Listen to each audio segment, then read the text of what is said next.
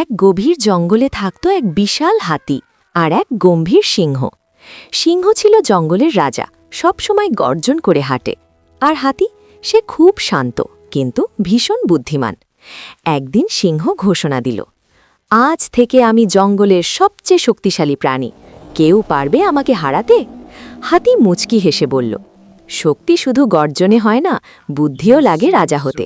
সিংহ রেগে গিয়ে বলল, তাহলে চলো একটা প্রতিযোগিতা হোক। প্রতিযোগিতা শুরু হলো। প্রথমে দৌড়, সিংহ দৌড়ে জিতল। তারপর গর্জন, সিংহ এত জোরে গর্জাল যে পাখিরা উড়ে গেল। সিংহ হেসে বলল, দেখলে, আমি জিতেছি। হাতি তখন বলল, ঠিক আছে, আমার পালা। হাতি তার সুর দিয়ে পাশের নদী থেকে পানি তুলে আগুনে পড়া শুকনো জঙ্গল নিভিয়ে দিল। সব প্রাণী হাততালি দিতে লাগল। হাতি বলল, আমি গর্জন করি না, কিন্তু বিপদে কাজে আসি। সিংহ লজ্জায় মাথা নিচু করে বলল, আজ বুঝলাম, আসল রাজা সেই যে সবার উপকার করে। সেদিন থেকে সিংহ আর হাতি দুজনেই জঙ্গল শাসন করল, একজন শক্তি দিয়ে আর একজন বুদ্ধি।